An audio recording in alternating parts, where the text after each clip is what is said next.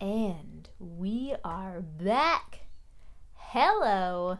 Welcome everybody to another episode of We Lift Big. Today is a Q&A day, and I have 3 questions that I am going to answer to the best of my abilities. Let's jump right into this. So, question number 1. What do I consider foundational strength training exercises? So, when I'm working with any client from any walk of life that is new to strength training or bodybuilding, there's 5 pillar exercises that should be learned extremely well before you learn more accessory exercises. And those moves are squats, rows, chest press, shoulder press, hip hinging, and planking.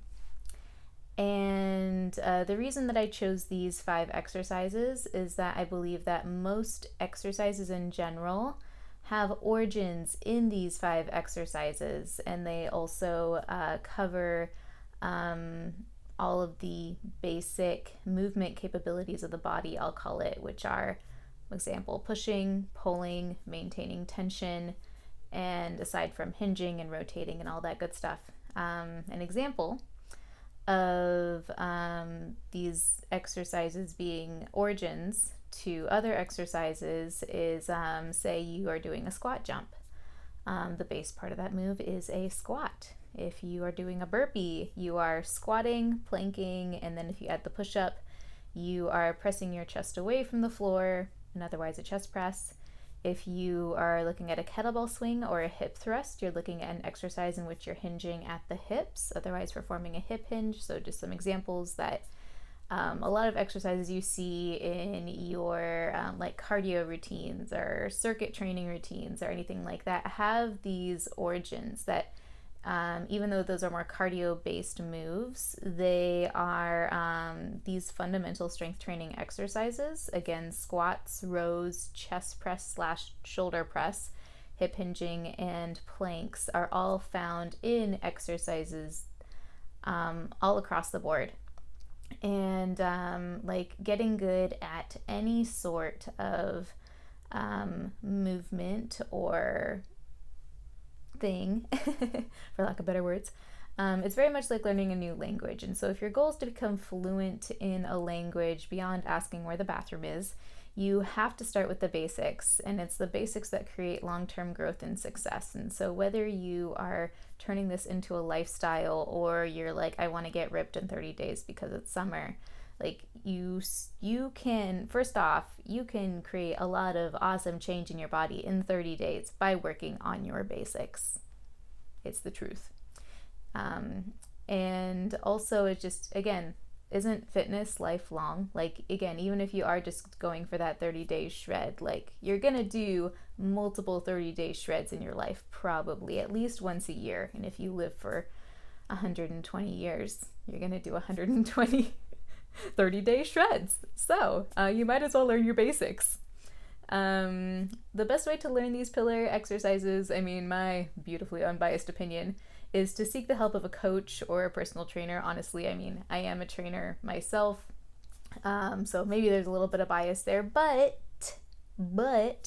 they are the most hands-on approach to learning these kinds of movements, because you don't learn this shit in school, unfortunately. You should.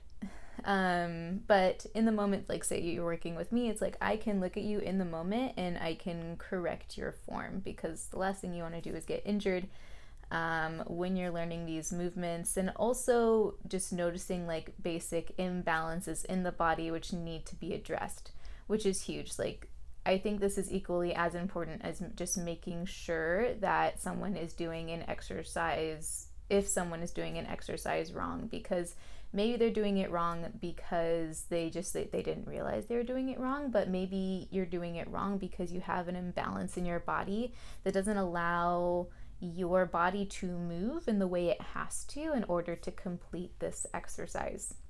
An example of that would be like tight hamstrings. creating a butt wink at the bottom of your squat, or lack of mobility in your shoulders, like your shoulders like to take over your chest press, as some examples. And because again, when you're learning these exercises, whether you're doing your 30-day thing or you're making this again a part of your lifestyle, don't you want to be doing it right? Like, don't you want to be doing it in a way that is working towards your goal and not injuring you and not creating monster traps? I'm just saying, unless you want monster traps, then you do you, boo. Anyways, I'm going to share some links below of some of the tutorials I've found online. Say you're not working with a trainer, or you're looking, you want to do this right, which yes, you do want to do this right. Then I'll share with you some of my go-to tutorials, people that I think just explain the exercise really well. And so I will link those in the bio below, or in the comments below, not the bio. Good job, Bria. All right, question number 2. What do I believe is the most important meal of the day? Ooh, I like this question. I like it a lot. The short answer is the first meal of the day. And so until you eat for the first time in a day, your body has been in a state of fasting, which is why breakfast is called breakfast, because you break the fast. Whoa. And this is the meal that wakes up your digestive system. Not necessarily that your digestive system was asleep, but it's that initial like walk through the door, like, oh, like this is how this day is gonna go, kind of a meal. Like, it tells your digestive system like, oh, these are the kind of foods that we are going to be processing today. And that is huge, especially if you're someone who likes sweet breakfasts. And I'm not gonna lie, I enjoy myself a sweet breakfast.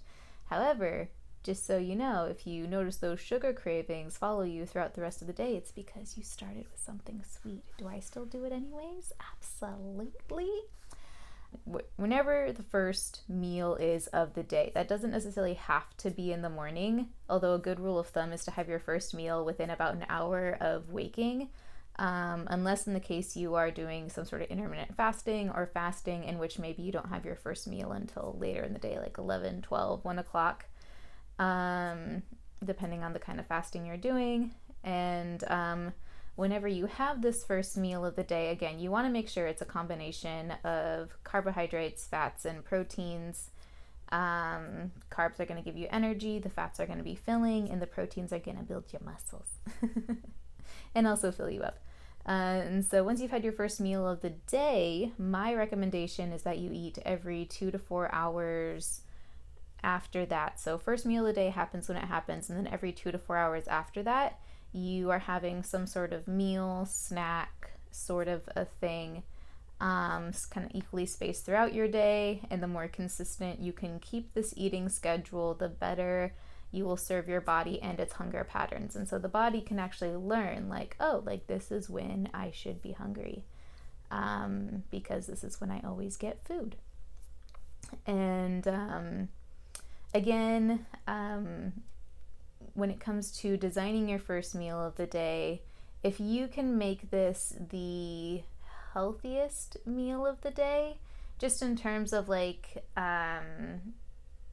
again, coming back to like the sweetness and the cravings, like if you have a sweet first meal of the day, generally that's going to cause more cravings throughout the day. And so I recommend something maybe a little more savory, and again, something that's going to fill you up, and so that you are not starving immediately after. And that if you space your meals throughout the day equally, and you're kind of always eating at the same time to the best of your abilities, because I understand that some jobs don't always allow for that, then you are teaching your body to be hungry at certain times, and all of that good stuff. So anyway, long story short, the first meal of the day is the most important and my favorite, just in case you were wondering. Last question. Fat loss versus weight loss. Ooh, great question. Glad you asked.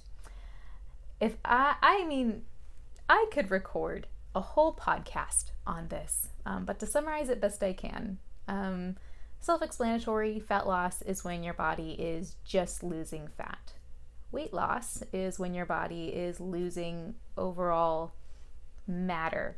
But that could be fat, that could be water, that could be inflammation, that could be muscle. Weight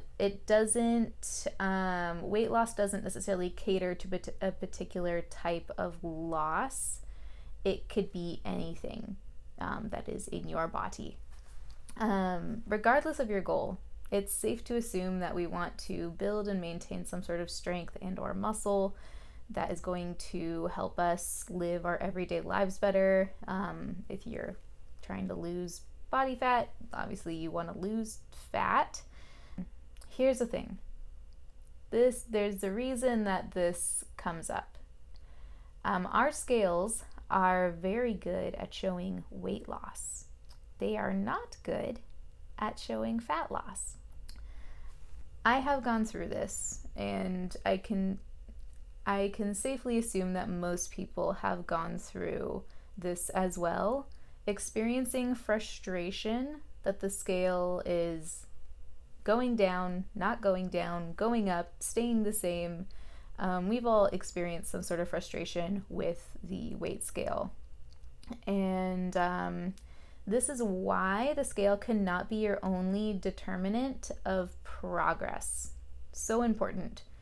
You can track your measurements, track your BMI, again, if you're working with a trainer, or you have access to a scale that says your, I say body fat percentage. Actually, I'm not a big fan of BMI, but I do like body fat percentage. And so if you have a way to track that, again, your measurements, getting a tape ruler or whatever, your waist, your arms. So this is why, again, all this is important. So say you only lose 3 pounds in a month. What that doesn't tell you is maybe you've lost like 4 to 5 pounds of body fat and gained a pound or two of muscle. And so when you are building muscle or building strength, muscle's always going to weigh more than fat. And this is huge, again, because if you drop 5 pounds of body fat, but you gain 2 pounds of muscle in a month or two, like you've lost more body fat than you think. But you just, it's so easy for us to just look at the scale and say, oh, I've like lost almost nothing. It's like, no, actually, like you might have only lost 3 pounds, but like you also lost 3 inches around your waist. Like, and that's huge.